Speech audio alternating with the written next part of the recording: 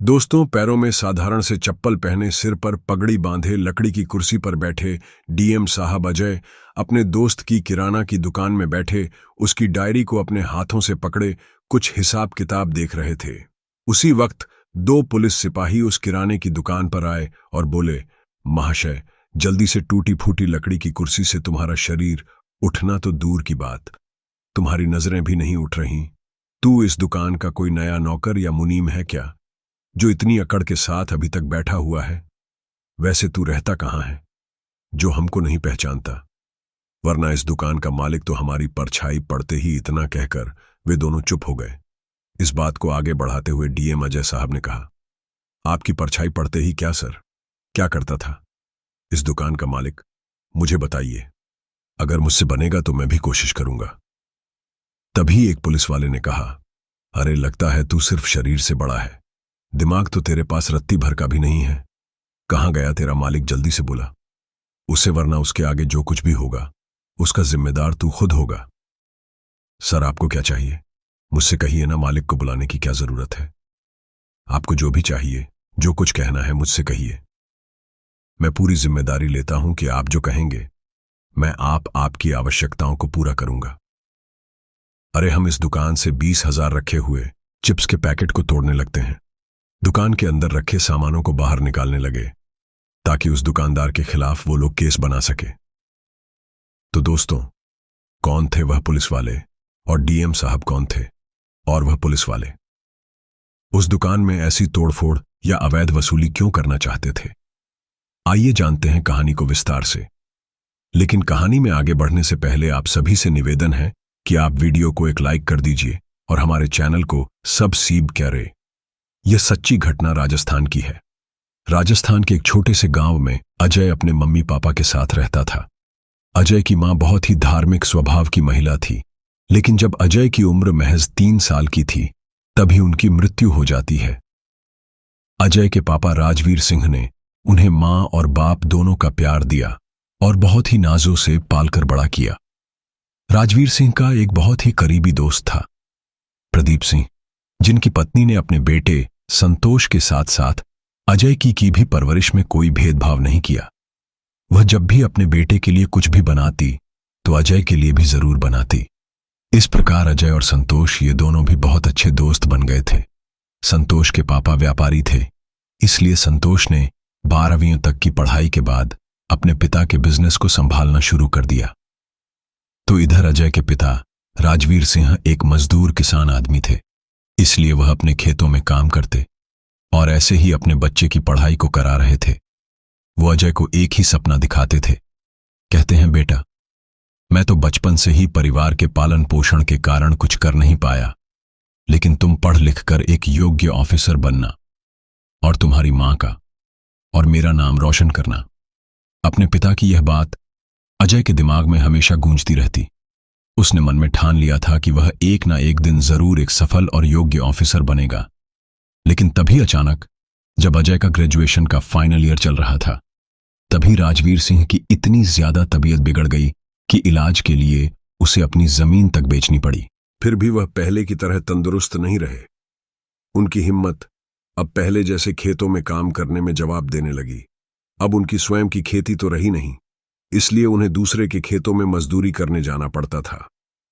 अजय भी अपने पिता के साथ दूसरों के खेतों में काम करने जाता, लेकिन उससे पहले पहले सुबह सुबह जब अजय उठता तो वह रोज अपने गांव से लगे शहर में पेपर बांटने जाया करता और मन ही मन रोता रहता कि काश उसे भी आगे पढ़ने का मौका मिलता। तभी उसने पेपर में ऐड देखा कि एक कार के मालिक को नौकर चाहिए जिसकी दोनों टाइम कार धोनी है और उसके डॉगी को घुमाकर लाना है। उसके लिए वह महीने के 4,500 बच पाता था, जबकि कार मालिक के घर सुबह शाम काम करने के बाद दोपहर का समय उसके पास पढ़ने के लिए बच सकता था। उसने यह बात अपने पापा को बताई। पहले तो उसके पापा ने बात को टालने की कोशिश की, कहा कि कभी कभी अखबारों की बात गलत भी हो जाती है और कभी कभी पूरे महीने काम करने के बाद भी अमीर लोग पैसे नहीं देते और इन शहर के लोगों को हम गांव वाले कहां पहचानते हैं। अगर वह पैसे देने से इनकार कर देगा तो तुम क्या कर लोगे? लेकिन अजय ने कहा, पापा, अगर हमारे कर्म अच्छे होंगे तो हमारे साथ कोई गलत नहीं कर सकता। किस्मत आजमाकर तो देखते हैं। ऐसा कहकर वह अपने पिता का आशीर्वाद लेता है और खुशी खुशी चला आता है और अपने दोस्त संतोष से कह दिया कि वह उसके पापा को जो कुछ भी सामान चाहिए दुकान से उधार दे देना। जब मैं शहर से कमा कर आऊंगा तो तुम्हारे दुकान का सारा उधार चुका दूंगा। अब अजय उस अमीर शख्स के घर पहुंच गया जहां जहां का एड्रेस न्यूज़पेपर में दिया गया था। अजय को देखकर कार मालिक का दिल पसीज गया, क्योंकि अजय भले ही नौजवान हो गया था लेकिन देखने में बहुत ही मासूम लगता था। फिर भी उस कार मालिक को तो काम से मतलब था, इसलिए उन्होंने अजय से काम के बारे में बात की और न्यूज़पेपर में जैसा छपा था उसी शर्त पर उसे काम पर रख लिया। अब अजय अपने मालिक की कार को दोनों टाइम सुबह शाम धोता और उनके डॉगी को घुमा कर लाता और मालिक उसके जिले में उसे महीने के RSJ देता। शुरुआती महीने में तो अजय ने रेलवे स्टेशन या पार्क और बस स्टैंड जैसी जगहों पर घूम घूम कर रातें गुजारी, लेकिन जब उसके पास कुछ पैसे इकट्ठे हो गए तब उसने एक चौल में, जहां झुग्गी झोपड़ी वाले लोग रहते थे, वहीं सस्ता सा एक कमरा किराए का लेकर रहने लगता है और बीच बीच में अपने गांव जाकर अपने पापा के लिए सारा राशन का सामान अपने दोस्त संतोष की दुकान से कुछ नकदी तो कुछ उधार लाकर रख देता ताकि पापा को कोई परेशानी ना उठानी पड़े। इसी प्रकार अजय को 1 साल बीत गया, लेकिन उसकी पढ़ाई सही तरीके से नहीं हो रही थी।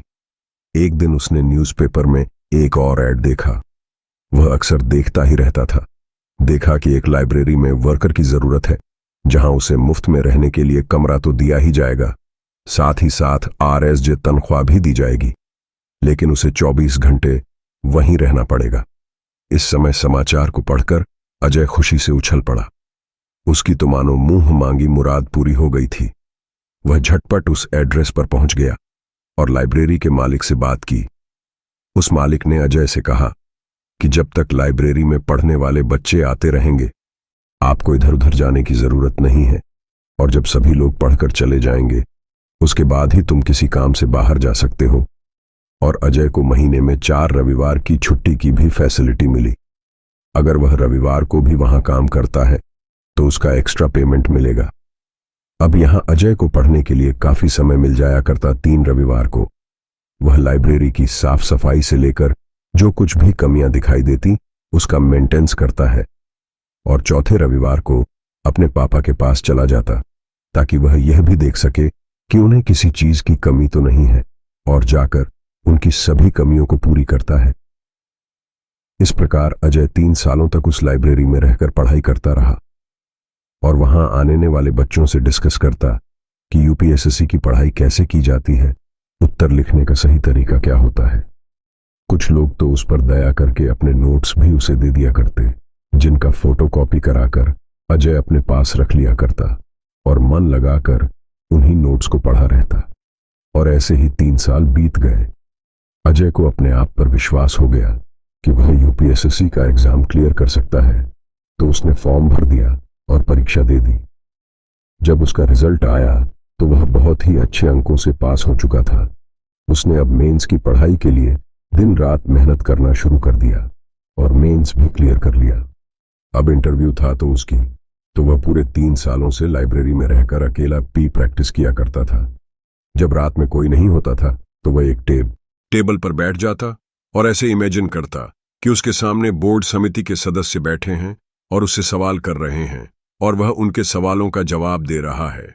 और इस तरह रोज रोज बोलने की वजह से उसके शब्दों में काफी सुधार आ गया था और जवाब देने के तरीके में काफी अच्छा सुधार आ गया था।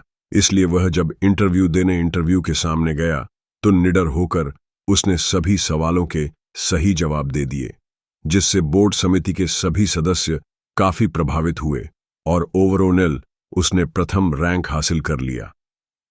बड़े बड़े इंस्टीट्यूट वालों ने जब फर्स्ट रैंक में अजय सिंह का नाम देखा तो सभी आश्चर्यचकित रह गए। वे लोग एक दूसरे के माध्यम से पता करने लगे कि यह अजय सिंह आखिर है कौन और कौन से इंस्टीट्यूट से पढ़ाई करता था, जो हमारे इतने ब्रिलियंट स्टूडेंट को पीछे छोड़ दिया और फर्स्ट रैंक हासिल कर लिया। तब कुछ दिनों बाद उन्हें पता चला कि अजय सिंह एक साधारण सा लड़का है, जिसने बिना किसी इंस्टीट्यूट में पढ़ाई किए केवल लाइब्रेरी में रहकर लोगों से नोट्स और सलाह लेकर पढ़ाई की है।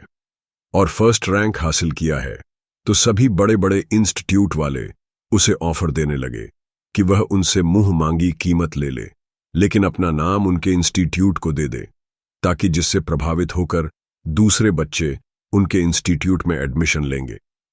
लेकिन अजय बहुत ही ईमानदार लड़का था। उसने उनके प्रस्ताव को ठुकरा दिया, एक तरह से तुरंत ही नकार दिया।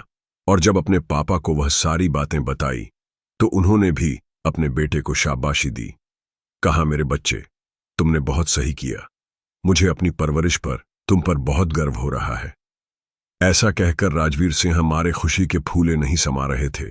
उन्हें जो भी मिलता वह उससे अपने बेटे की यह ईमानदारी वाली बात बताकर फक्र महसूस करती। अब अजय को पटना के जिले में एक जिला कलेक्टर का पद सौंप दिया गया। अब अजय अपनी खुशी को बांटने के लिए अपने गांव आ गया। उसने तुरंत ही ज्वाइनिंग लिया था, इसलिए ना ही उसे सरकारी गाड़ी मिली थी, ना ही सरकारी क्वार्टर मिला था। फिर भी वह अपने पापा और दोस्त से मिलने गांव चला आया। तभी उसके दोस्त संतोष को दूसरी मार्केट में सामान की डिलीवरी करानी थी, इसलिए वह अपनी दुकान में अजय को बैठाकर जहां उनका सामान का ट्रक खड़ा था वहां चला गया।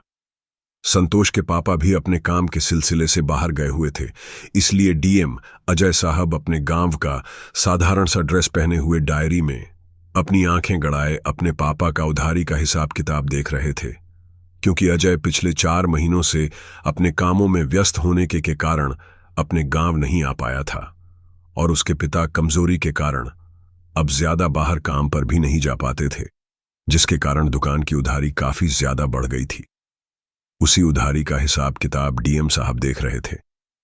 तभी 2 पुलिस सिपाही उसी समय उस दुकान पर आ गए और अपने डंडे से रोब झाड़ते हुए काउंटर पर अपना डंडा पटकने लगते हैं और धमकी देते हैं कि कौन है रे तू कुर्सी से उठना तो दूर, तू आंखें उठाकर भी नहीं देख रहा है। इतनी अकड़ तुझे किस बात की है? कहां है तेरे इस दुकान का मालिक? कहां है इस दुकान का लाइसेंस? इस दुकान में रखे सारे सामानों की क्वालिटी घटिया किस्म की है। अनाज में कीड़े लगे हुए हैं, सुपारी सड़ी हुई है। चिप्स के पैकेट पर अपने डंडे से प्रहार करके उनकी हवा बाहर निकालकर उसे धमकी देते हैं कि खराब और खुले चिप्स के पैकेट बेच रहे हो, दुकान में साफ सफाई नहीं है। और भी कुछ सामान जो सामने रखे हुए थे उन पर अपना डंडा चलाने लगते हैं और कहते हैं कि तुम्हारे दुकान के खिलाफ केस किया जाएगा कि तुम ग्राहकों के स्वास्थ्य के साथ खिलवाड़ करते हो।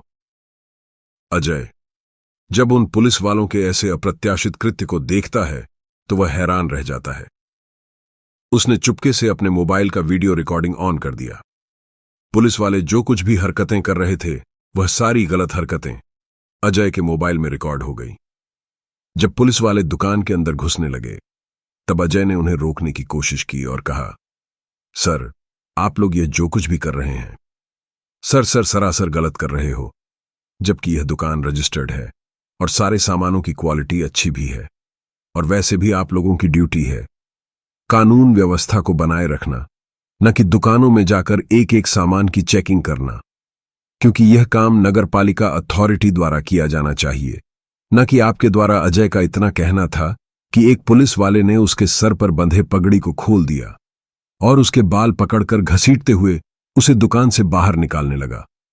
जब वह नहीं निकला तो उसका शर्ट पकड़कर खींचने लगा, जिससे उसका शर्ट फट गया और कहने लगे, अब तू गांव का गवार हमें कानून सिखाएगा कि हमें क्या करना चाहिए और क्या नहीं। इस दुकान में इन्वेस्टिगेशन कौन करेगा और कौन नहीं, तू सिखाएगा हमें? तूने कौन से कानून की किताब पढ़ी है?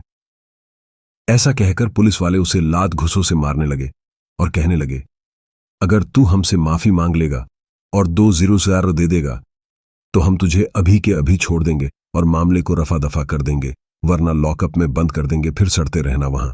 लेकिन अजय ने उनसे माफी नहीं मांगी।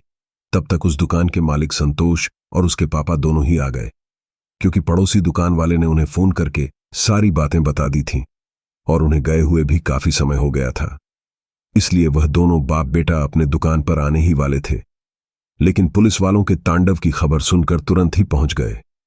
दोनों बाप बेटा उन पुलिस वालों को अजय को मारता देखकर बोले, खबरदार, जो अब एक थप्पड़ भी इन कलेक्टर साहब को मारा तो कलेक्टर साहब का नाम सुनते ही पहले तो दोनों पुलिस वालों के हाथ रुक गए फिर संतोष की तरफ डंडा चमकाते हुए उसकी हंसी उड़ाते हुए बोले, ये किराए का टट्टू, तू इसके लिए हमसे पंगे ले रहा है। इस गंवार को कलेक्टर बता रहा है। किस एंगल से? यह तुझे कलेक्टर लग रहा है तो तुझे भी मार खानी है क्या? आज तुझे भी बहुत चर्बी चढ़ी है, तेरी भी चर्बी उतारता हूं। ऐसा कहकर वह पुलिस वाला जैसे ही संतोष की तरफ बढ़ा, तभी पुलिस फोर्स भी वहां सायरन की आवाज के साथ आ गई और थाने के इंचार्ज ने अजय को सैल्यूट मारा। उनके साथ ही सभी पुलिसकर्मियों ने भी अजय को सैल्यूट मारा। थाना इंचार्ज को सैल्यूट मारता देख दोनों पुलिस वालों के चेहरों की हवाइयां उड़ जाती हैं। थाना इंचार्ज को यह खबर अजय के दोस्त संतोष ने दे दी थी। इसके पहले भी कई बार उन पुलिस वालों ने इनके साथ साथ वहां के सभी दुकानदारों से अवैध तरीके से वसूली की थी, लेकिन डर के कारण सभी दुकानदार चुपचाप उन्हें पैसे दे दिया करते थे। मगर अजय ने कानून की किताबें पढ़ी थीं, उसे कानून मालूम था, इसलिए उसने बेईमानी का पैसा देने से, रिश्वत का पैसा देने से मना कर दिया, जिस कारण गुस्सा होकर दोनों पुलिस वालों ने उन पर जानलेवा हमला कर दिया। उनका मकसद यह था कि वह दोनों उसे डरा धमकाकर पैसे वसूल लेंगे और किसी केस में फंसाने की धमकी देकर बाद में छोड़ देंगे, ताकि पड़ोसी दुकानदार भी देखकर घबराने लगे और अगली बार जब वह दुकानदारों के साथ भी वैसा ही करते और सबूत के रूप में कहते कि जानते हो ना, पिछली बार तुम्हारे बगल वाले दुकानदार वाले के साथ क्या किया था, अगर तुमने हमारी बात नहीं मानी तो उससे भी ज्यादा बुरा करेंगे और हमेशा हमेशा के लिए तुम्हारा लाइसेंस भी कैंसिल करा देंगे, तो तुम्हारी दुकान हमेशा के लिए बंद हो जाएगी। बेचारे भोले भाले दुकानदार पुलिस थाना कचहरी के झंझट में न पड़े, ऐसा सोचकर भले ही उन्हें मुनाफा हो या ना हो, लेकिन ऐसे भ्रष्ट पुलिस वालों के चंगुल से छुटकारा पाने के लिए अगर उनके पास पैसे ना भी रहते तो इधर उधर से उधार मांगकर उन्हें दे देते, लेकिन वह लोग जितना कहते उन्हें देकर उनसे अपना पल्ला झाड़ ही लेते थे। इस प्रकार सभी कारोबारी उन पुलिस वालों से परेशान थे। जब थाना इंचार्ज ने अजय सर से सर कहकर बात करना शुरू कर दिया तो दोनों पुलिस वालों के हाथ से डंडा अपने आप छूट गया। उनके माथे पर पसीना चमकने लगा, हाथ पैर कांपने लगे। तभी कुछ पुलिसकर्मी उन्हें इशारा करके माफी मांगने का संकेत देने लगे। फिर भी वह दोनों अपनी शंका को दूर करने के लिए थाना इंचार्ज से कहने लगे कि सर, आपको कोई गलतफहमी हो गई है, ये कोई बड़ा अधिकारी नहीं है। देख रहे हैं ना, इसके तो पैरों में भी साधारण से टूटे फूटे चप्पल हैं, शर्ट भी फटी हुई है, और आप इस गांव के गवार नौकर को सैल्यूट कर रहे हो। तभी इंचारा साहब बोले, अरे मूर्ख हो अपने साथ साथ, तुम मुझे भी ले डुबो। मुझे कोई गलतफहमी नहीं हुई है, मुझे पक्की इंफॉर्मेशन मिली है कि ये डीएम साहब है। इतना कंफर्म होते ही वो दोनों पुलिस वाले अजय सर के कदमों में गिर गए और माफी मांगते हुए कहने लगे, सर, हमें माफ कर दीजिए, हमसे बहुत बड़ी गलती हो गई। प्लीज सर, हम आपके बारे में पता नहीं था।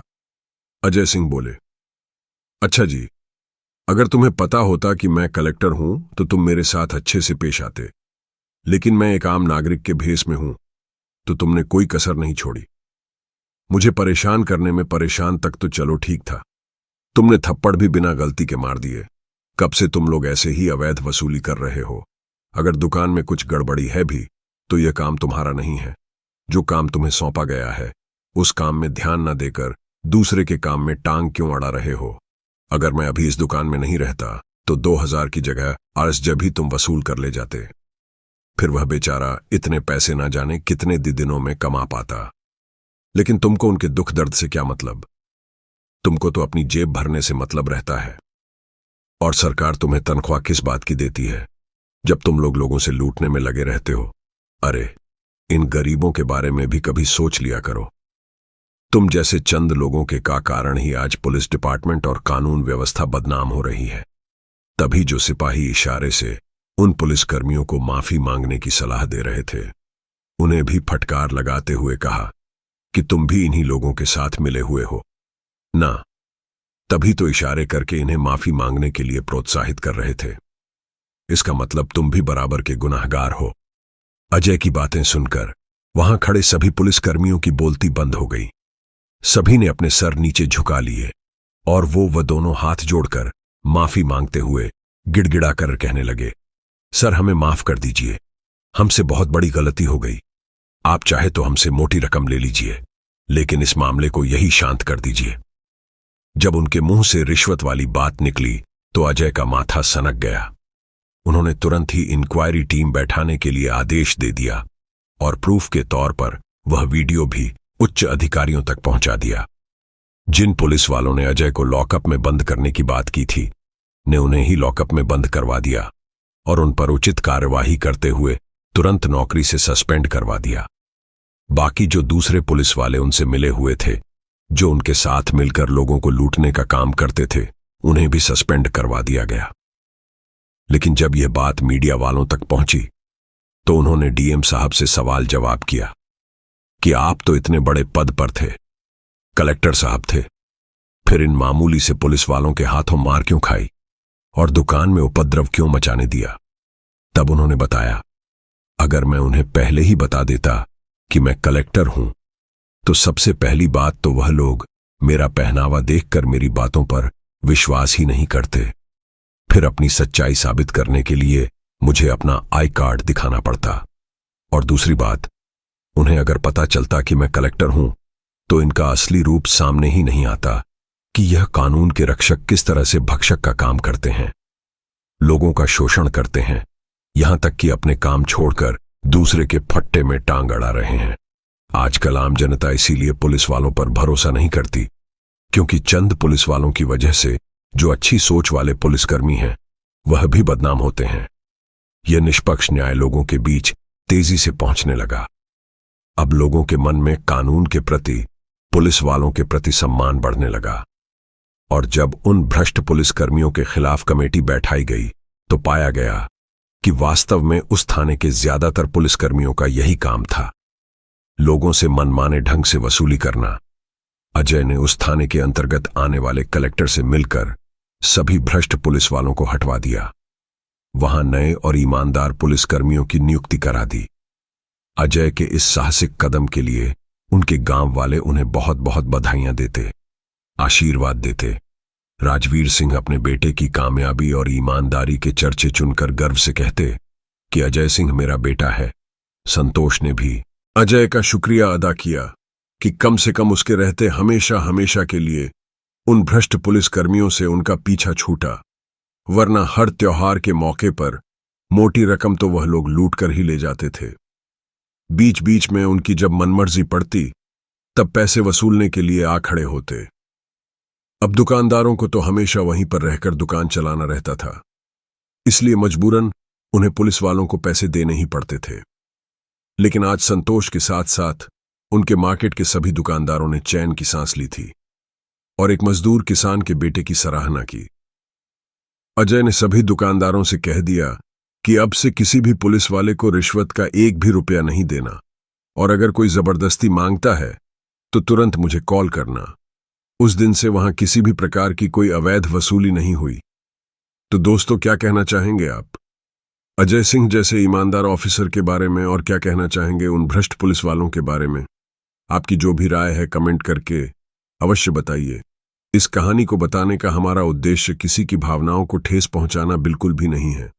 अगर कहानी आपको जरा भी पसंद आई हो तो हमारे यूट्यूब्स कर लीजिए।